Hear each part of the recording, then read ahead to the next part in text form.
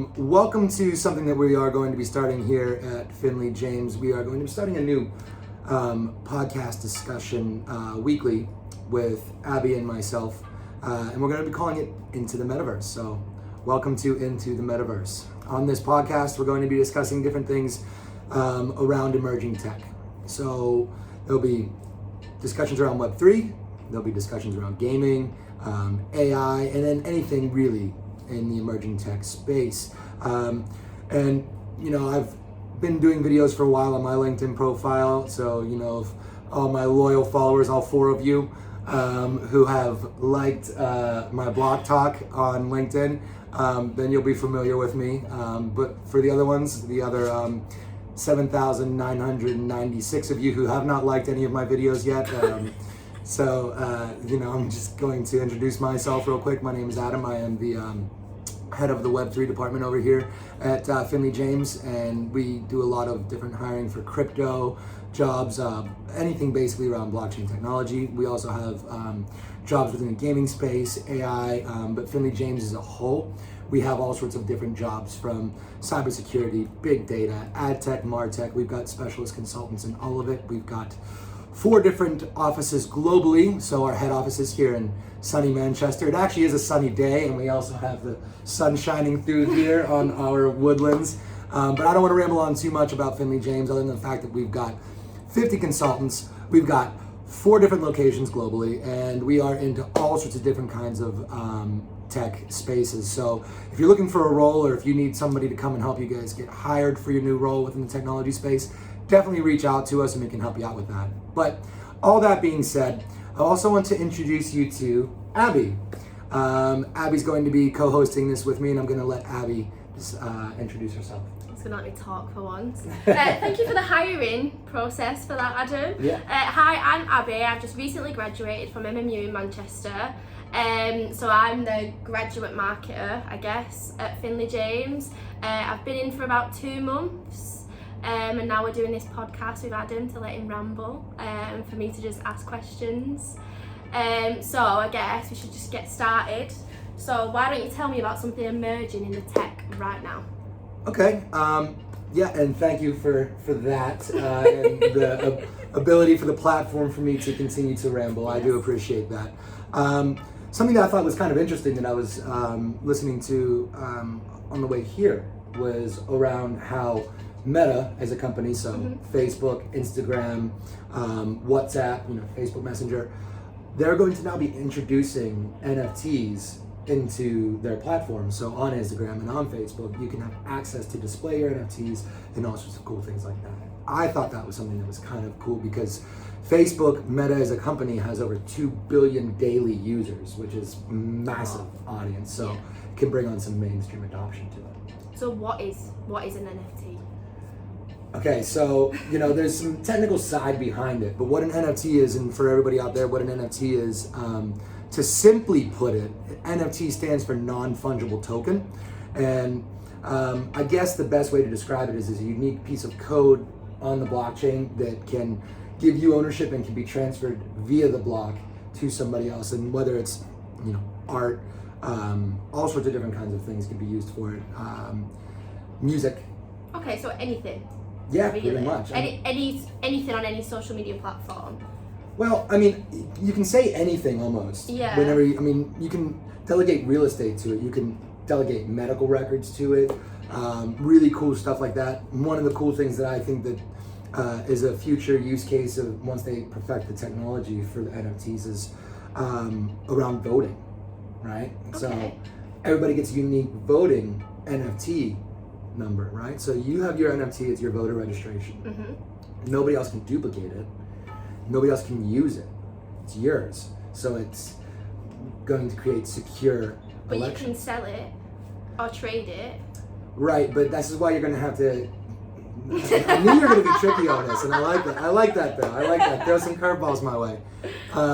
So, yeah, I mean, not that though, because it needs to be secure to you as an individual. I mean, that's why I said they need to perfect this technology, but there is an implication there around securing voting. So in places in Africa where the voting has been very insecure for years, and you can't get a free election because you don't know what's actually going on. And we can say other places too, but we won't get into that. This is not a political podcast. We're going to discuss technology, but I could go on and on about that as well. You could.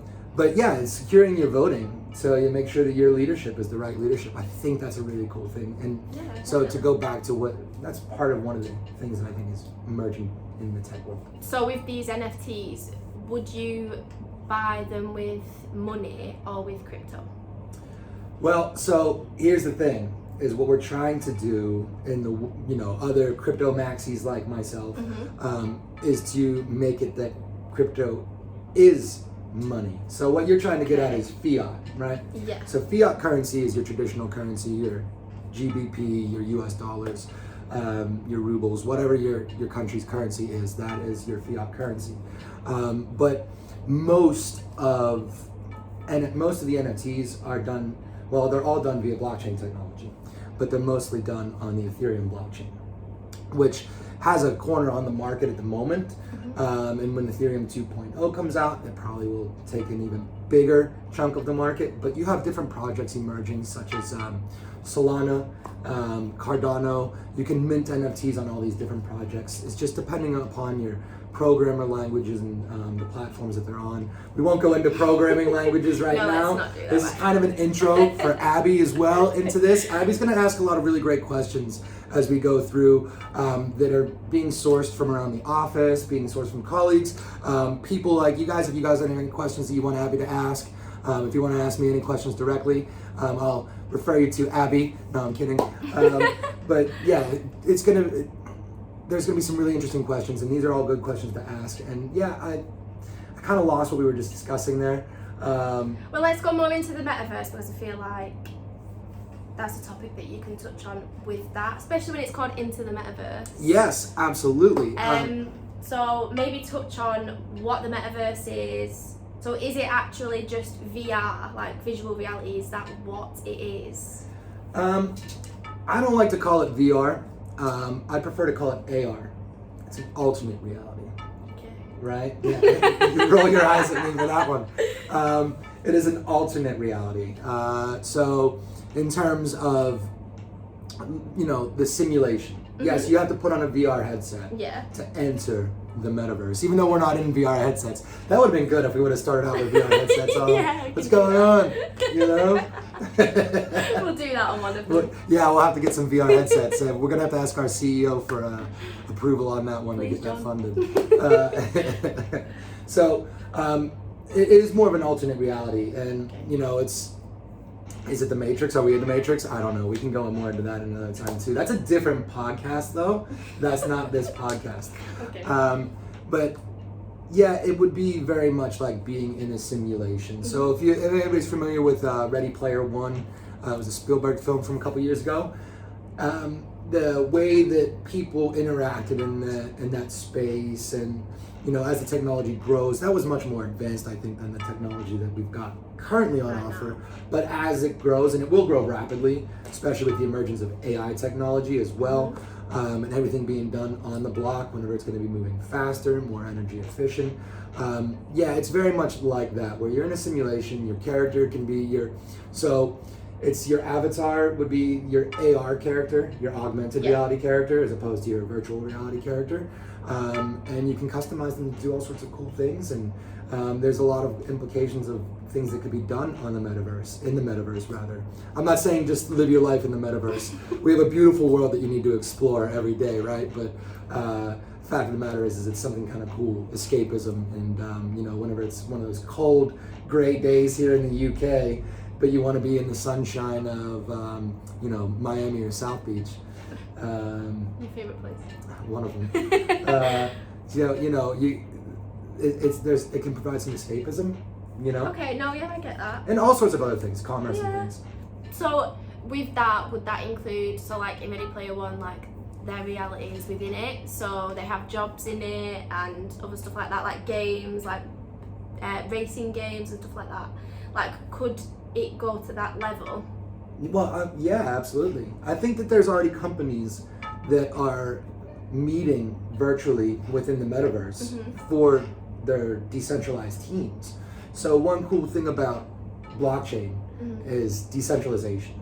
You know, we live in a new world, especially after what happened with COVID, but that stay-at-home working office environment is something that has become a reality for a lot of people. Yeah. And you can still socialize within the metaverse. Yes, it's not like, you know, being here one-on-one. It's not the same, but there still is some of that social aspect of conducting virtual boardroom meetings, you know, that you can have everybody in their VR. You know, I guess you would have to dress professionally, right? You wouldn't want to, you know, go in as a Teenage Mutant Ninja Turtle or something, but I mean, maybe you do. Maybe you work for a cool company. So with that, I've seen about buying clothes that are quite expensive. Mm-hmm. Is that a thing? Well, there's a couple different things that you can do within the metaverse, the different kind of implications of that. I believe it's Nike has already started. It's not Nike. It's Nike. It's not Nike. Nike. See, this is the. Please help the argument. Is it Nike or Nike? It's Nike. Nobody says Nike except for the people here in Dr. Seuss world. I mean, I'm just kidding. England is okay. I love it. That's not what he said before. This is like being in a Dr. Seuss book, but I do love you, my English compatriots. So I think Nike has created a virtual store, essentially, where you can go in and you can look at shoes, real shoes that they have, and check them out, look at them, and you can go and look at other different clothing items and things, and actually get them mailed to your house in the physical world.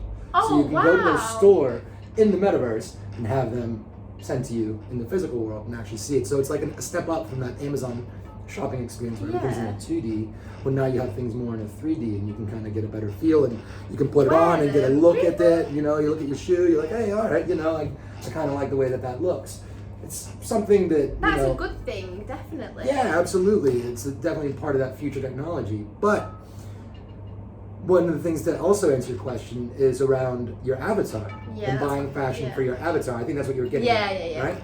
So yeah, there's a lot of really cool companies and you know, that sell fashion wear in the metaverse, and there's one company that we're working with specifically. I'm not going to mention them just right now, but we're working with them, and they have partnered with some major clothing brands, and they are a blockchain NFT company that partners with these guys, and they've got ex-Nike people on their team, and they design really cool futuristic shoes and things like that.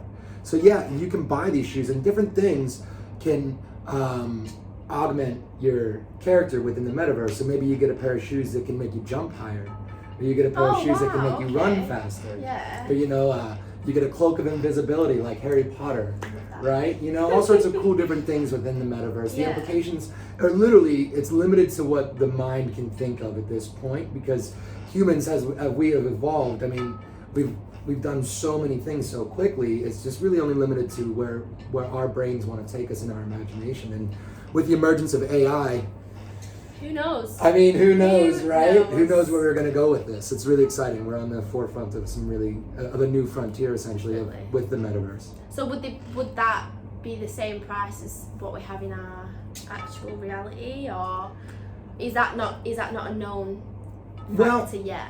I mean, I think it would be very similar in the sense of price markets, because like your pricing would have to do with rarity, you know. So NFTs, for example, if there's a lot of the same NFT, you know, multiple copies of that same NFT, it's not as rare, so it's not expensive. Okay. There's one Mona Lisa. Yes. So, you know, I mean, if there's one really cool shoe that's done by a specific artist, that's going to be expensive. You know what I mean? That one person who has that. And then there's cool stuff coming out too. There's a company I was looking into, and I don't want to mention their name just yet, but they actually are creating hologram display projectors, so you can take your NFTs and run a reel on this hologram projector of the different NFT collections that you have, or you can get multiple of them and just have them displayed throughout your house, and it's a hologram. So it's a hologram display. It's really, really cool technology. I think that they were just founded only about 4 months ago, so it's really brand new stuff. You know, I'm speaking to some of the people over in that company too, so as they grow, I'd like to talk more about that kind of stuff as well. There's all sorts of implications around that kind of technology within the physical world as well. And to go back to that point about working within the metaverse, well, I think there's going to be jobs that are going to be created within it. Definitely. And I think that one of the things that's going to be important is that we don't become a society, though, that just, as much as we might be right now, but just sits there with VR headsets. Yeah. You know, I think that while this technology is really cool and it's very exciting, and going into the metaverse, hence the podcast, is cool to talk about, I think that we also need to balance our consumption of these things, and also remember out there that the physical world is great to be into. Yeah, it is. Yeah. Right, well, before he keeps speaking about that for hours. I could keep going. I mean, yeah, we know. They all know. Yeah. All four of you know. We'll keep it there. Okay. And then on the next one, we'll speak about something that's current at the time. Well, we're gonna have somebody else here because Abby's going on holiday. I'm not. It's my graduation. Oh, is it? Is it your graduation? Yeah. Oh, congratulations! Thank Oh, wow. you. Okay. Even though I said it on, but thank you. Yeah. Yeah. Well, that's. What did you graduate with? A 2-1. A 2-1. 2-1, Fantastic. everyone, yeah. Well done, Abby. Well done. Congratulations on that. So next week, Abby won't be on with me, but we'll have Oren on. We'll put a blonde wig on him, and you won't even be able to tell the difference. It'll be fantastic. Okay. Okay. Well, thanks everybody for tuning in, and hopefully you'll tune in again for the next one.